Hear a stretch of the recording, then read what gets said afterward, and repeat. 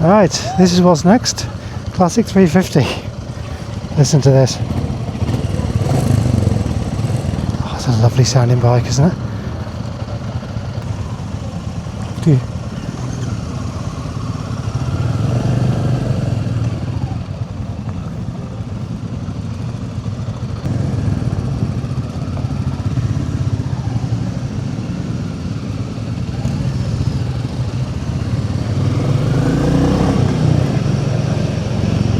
So, Guerrilla in front of me again. Not sure what's behind. Bear's behind me this time. I'll have to let him pass at some point. Well, this has a very different character.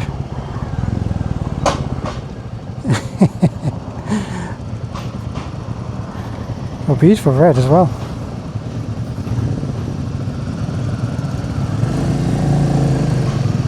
Much higher bite point on the clutch. He's light though.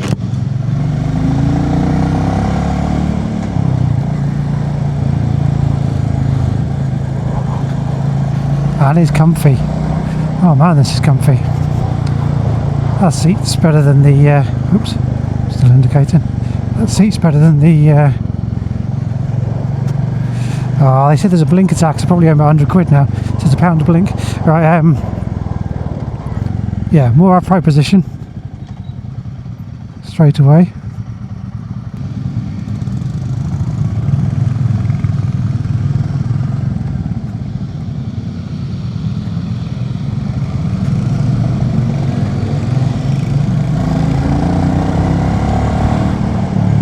Okay, so I'm going to be riding this bike like it's not designed to be ridden because I somehow ended up in the middle of the pack. It looks like there's a big gap to the guy behind me, so wow.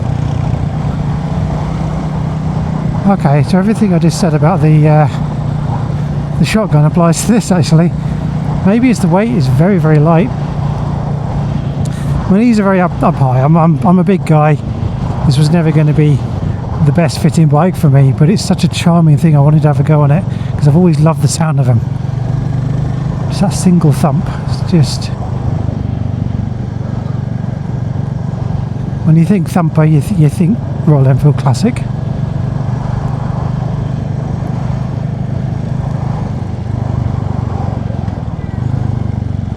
And it still has all the nice switchgear that the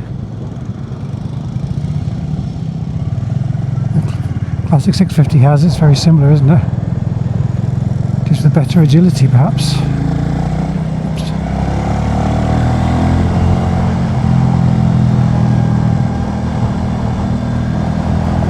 Yeah, I don't think anyone who buys one of these is going to ride it like I'm about to ride it, but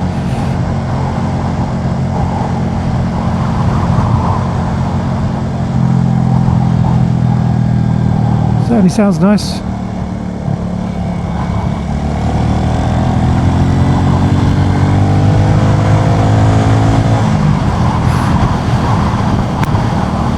But yeah, it's not going to keep up with the 650s. Fortunately, it handles very well. I think that's a Meteor.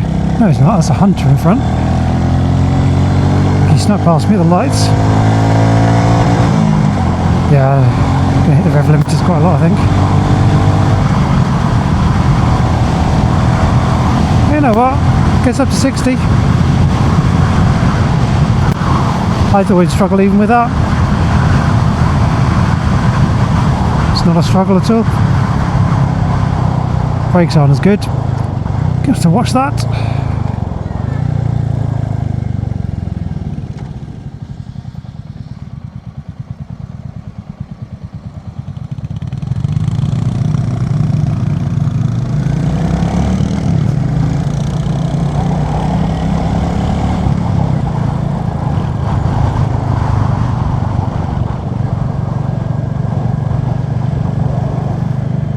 I don't know whether I'm failing to cancel these indicators or whether that button's a bit sticky.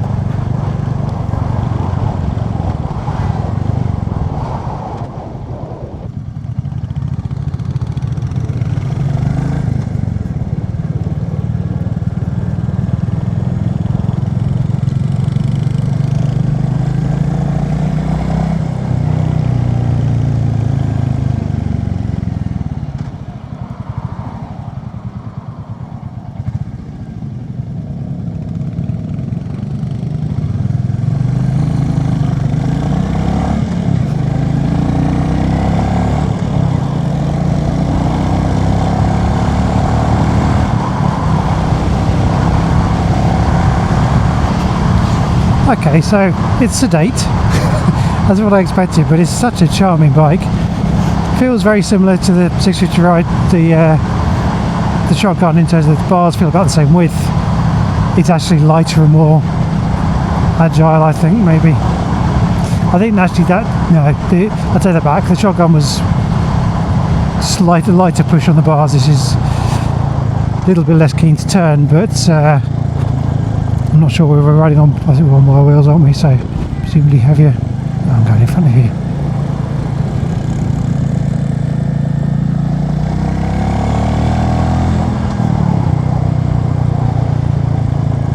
Such a lovely engine note.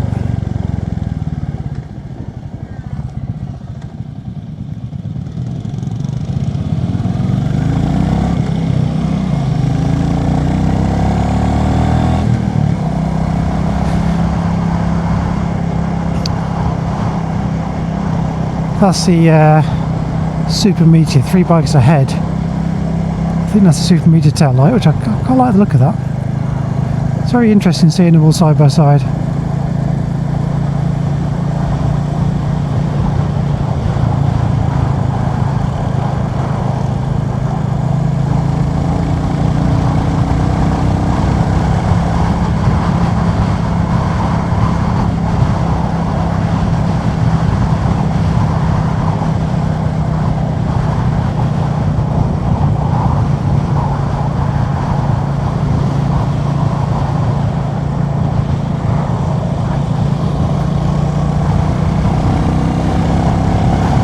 It's just absolutely pinned. Don't do it, it's enough. I stark contrast getting off the 650, but it's yeah, got plenty of charm, and it's very smooth. And that's 4th gear, 5th, only has 5 gears, doesn't it? So yeah, 50 miles an hour, 5th gear.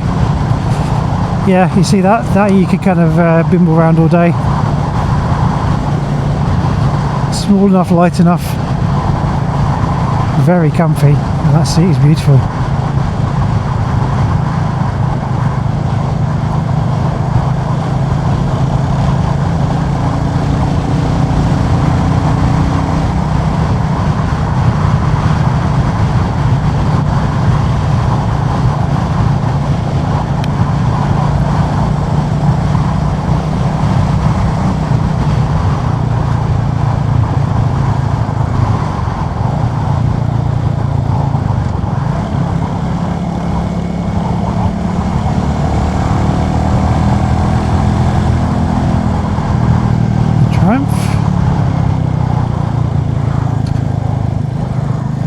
Well, the wrong bikes there.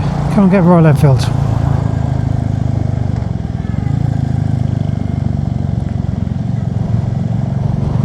So interesting, whilst I was in between rides, there was a guy on the same bike as mine, just leaving the dealership.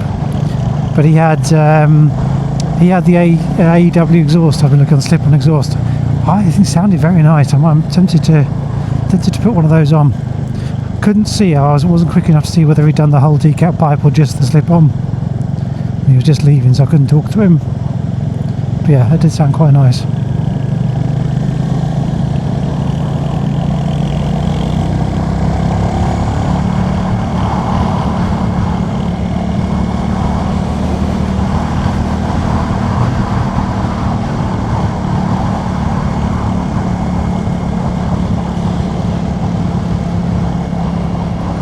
So I guess today there's not going to be a lot of comment, because all the everything's very similar between these bikes, isn't it? It's really about how they ride and that feel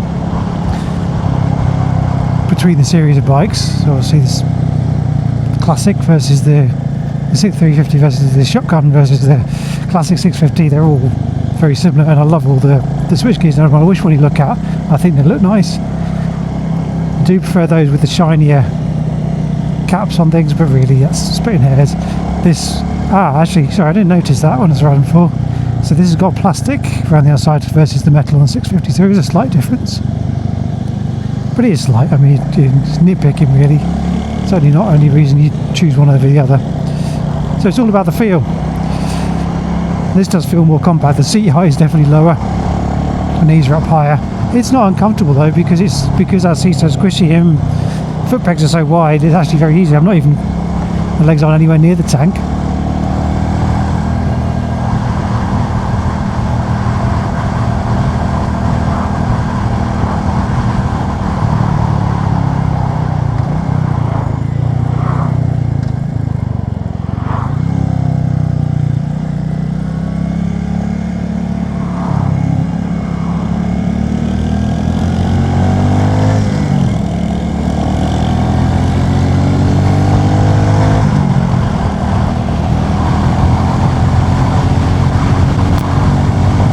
Yeah, I love the engine note. I think it's a really nice sounding bike, this thing. I think this is the most authentic classic, without a doubt, and I love the emerald green version of this. Still there. I think between the two though, and the way I ride, I wouldn't want to ride this bike to its limit all the time. And obviously I do that with the Himalayan to a degree, but I'm not at its limit the entire time. It's nice to push it to its limit where you don't feel like you need to be on its limit to keep up. Whereas this, I am kind of pushing it to keep up with the ride. So the 650 was not, it was just a beautiful engine. So yeah, I'd like for many reasons I'd like this one. I think it's the best classic in terms of the best bike for me. The slightly raised seating, more spacious position, and the more powerful twin engine. I think that's the engine for me. So we're between the Shotgun and the 650 Classic, I think, which is what I thought would be the case. But I wanted to ride this just to see whether I could save myself a few grand and have just as much fun. Which the answer is yeah. I guess I just need to work out what I'm using it for, and if I'm gonna. There's gravel on here before. My third gear, fully open from 30. Good grief. Eventually gets to 50.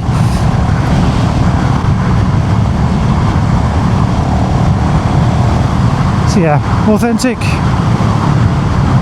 Nice. If I was riding these roads every day and I wasn't going to touch a motorway, and yeah, I think I'd be more tempted, but I think it's a 650 engine for me.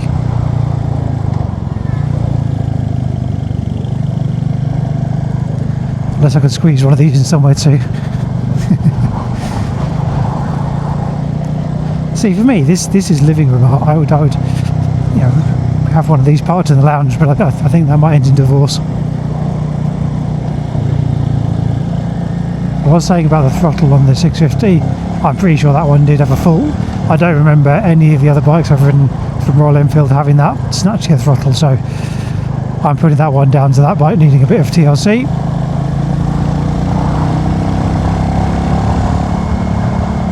This is a nimble little thing, you know.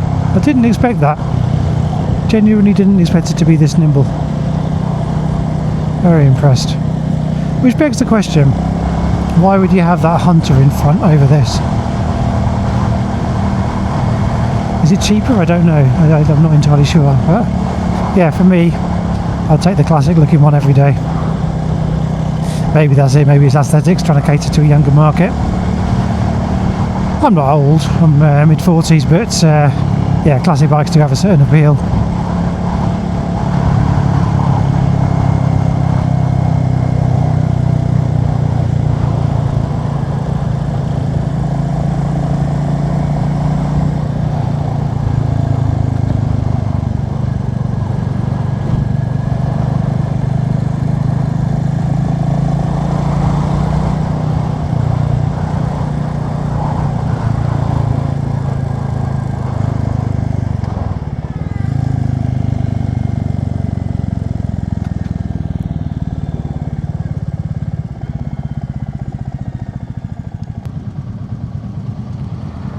Spider Motorcycle NN128TL, so that's where these ones are from.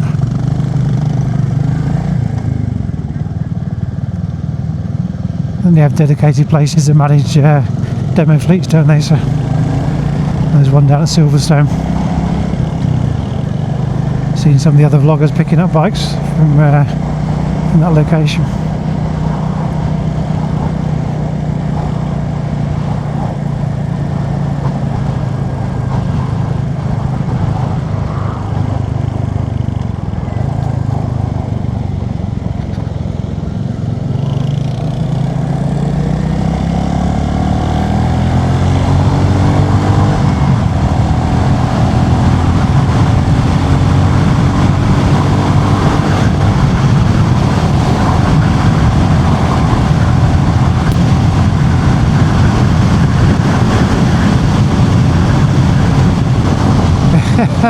Yeah, okay, I got the throttle pinned.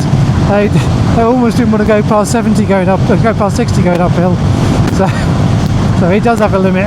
I imagine in a headwind, you're not going to hit motorway speeds.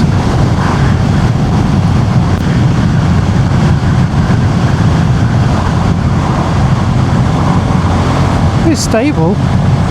Yeah, doing 65 long sweeping bends. A little bit of wobble on that rear tyre, but it is very stable for the kind of bike it is.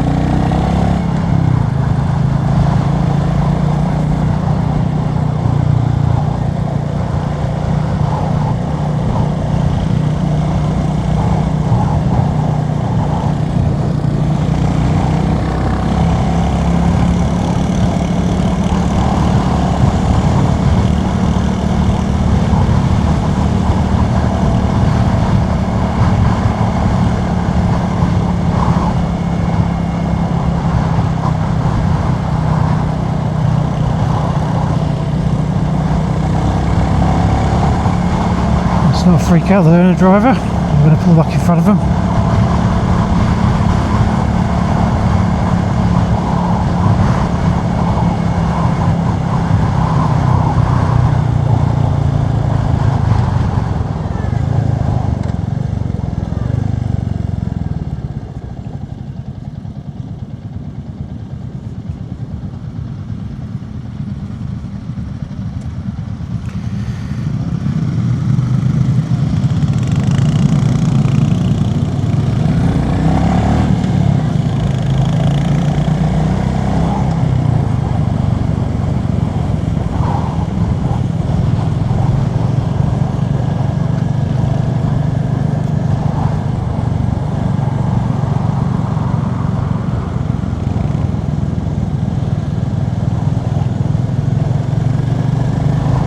So what do you think then? 350 or 650? What would you go for? I think it's quite a divisive thing, isn't it? There's a lot of 350 owners who love the 650 but wouldn't actually switch over. And I can see why. Definitely can see why. I'm just not sure you can make a case for owning both. That's a problem. Maybe you could own a classic 350 and a shotgun 650 or a Bear as your bigger bike. Maybe the Himalayan.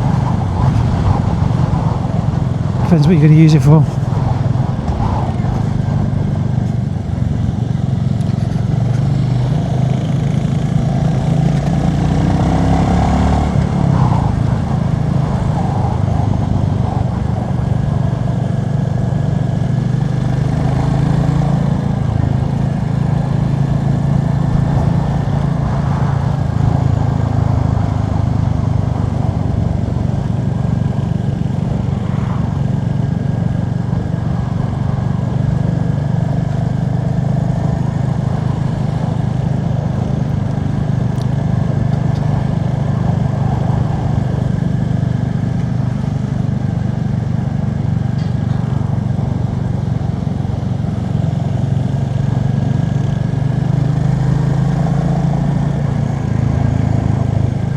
think I'm on the Guerrilla 450 next, I'll have to check.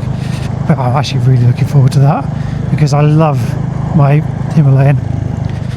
Absolutely love it. But I'm very keen to see how much more nimble that little Guerrilla is, because it just looks fabulous, doesn't it?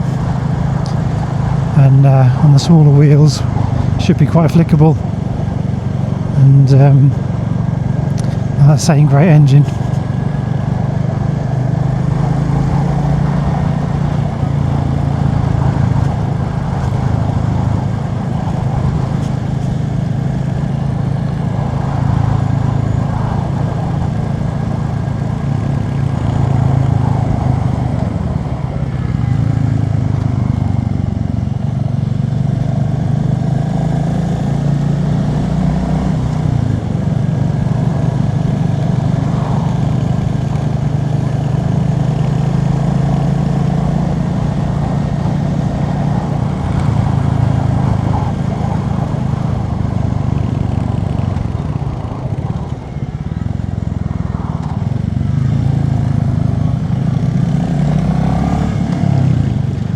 It's, the way it's geared, I suppose it's a 5-speed. I find myself shifting down to first quite a bit.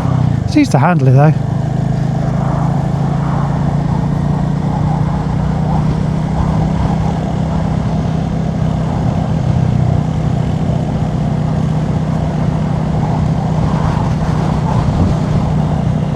These aren't the same barrel grips as on the 650 either. They're kind of barrel-ish, but they're not quite the same grips. Not quite as wide, I don't think.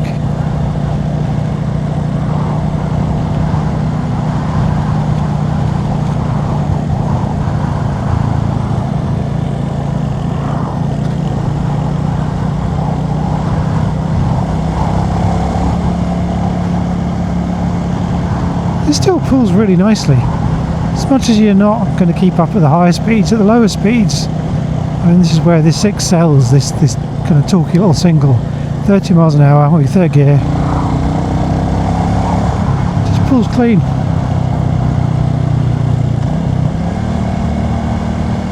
In fact, if I change that down, second gear, let's get to 30 miles an hour. And out to 50 limit.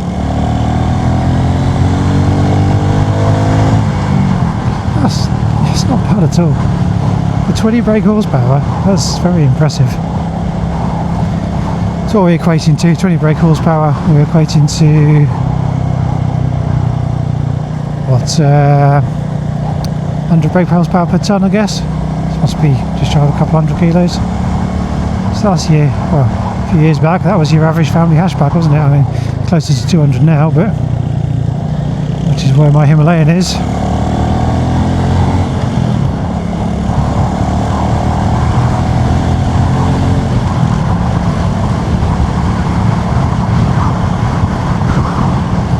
So yeah, great day to get involved in. If you have a Royal Enfield, do register with the Riders Club, have a look through their events. Seem to be doing stuff all over the country. And further afield, obviously there's plenty of stuff going in Europe. I hate this bit of road. It goes into a nice bit of tarmac soon, but that's really unsettling, that bit.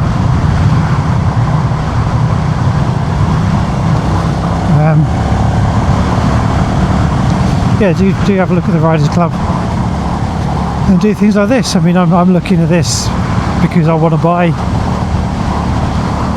one of the Royal Enfields this year. Is just trying to decide which one. So this has been a massively helpful event for me in terms of choosing which bike I want. Well, at least I hope it will be. I haven't gone through them all yet.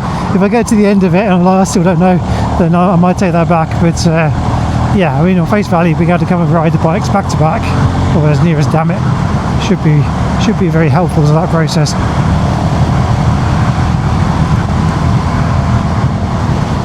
And then later on this year, I'll just get whichever one I think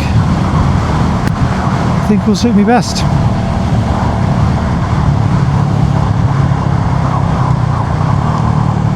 Oh, I don't miss with the tractor.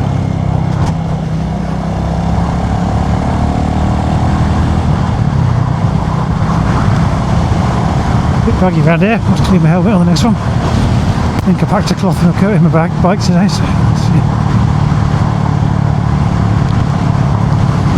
So yeah, no, big thanks to Crewe Motorcycle Centre for putting this on. Very much appreciated. And also for letting us take multiple rides, because fucking hell. The Kawasaki one was 2 bikes, which was fine. I didn't actually want to ride more than 2 of those. And I booked onto a Husqvarna day up at Keithley, kind of Apple, I think it's Apple Yard, isn't it? And yeah, I didn't book one. And I've contacted them to try and book a second one, but not sure if it's possible or not. And that's the Svartpillen and Vitpillen.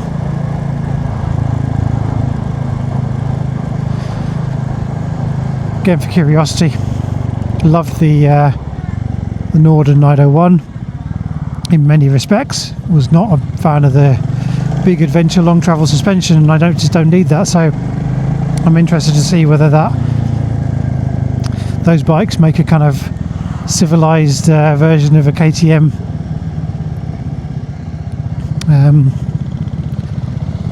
KTM Super Duke, or not Duke, KTM 9. Well, yeah, one of the bright orange machines anyway, because I love the look of it. The aluminium rim monocoque and stuff. It looks, yeah, very nice.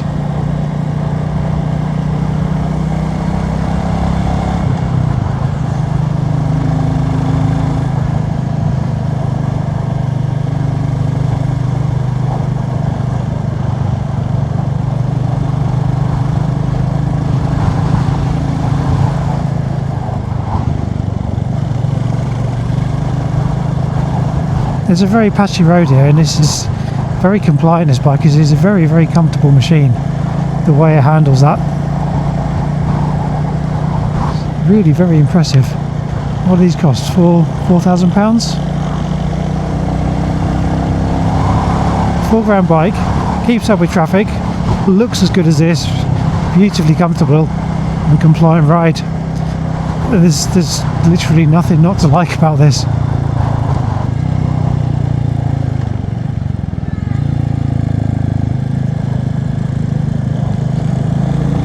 If 20 brake horsepower suits you and suits your riding, seriously get yourself out on one of these. It's a fabulous machine.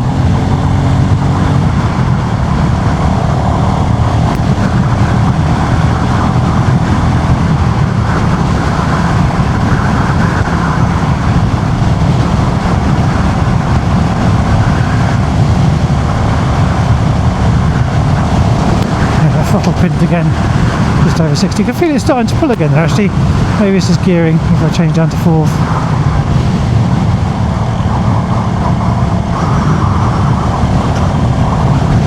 No, I think it's just 20 horsepower meets air resistance, but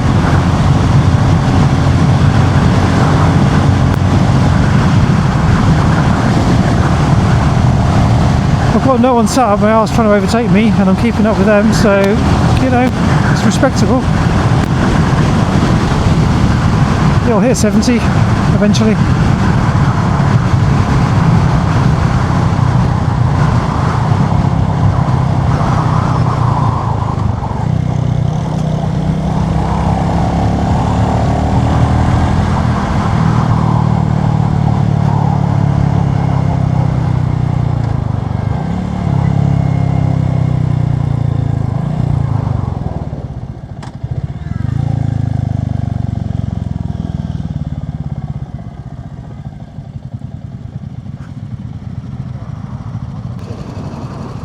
Yellow Guerrilla, I'm going to try and get on the yellow one. I do like the look of that. There's a black and red one there as well, but I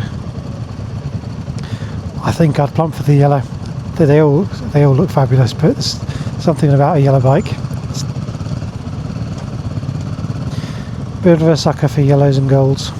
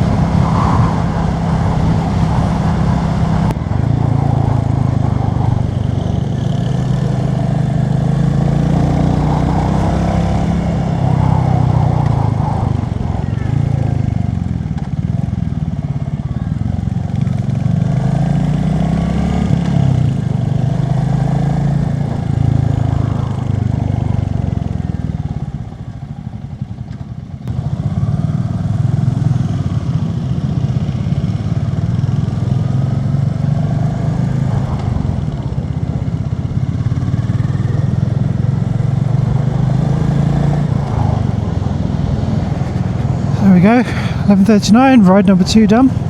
That was the Royal Enfield Classic 350. What a beautiful little machine. Absolutely charming bike.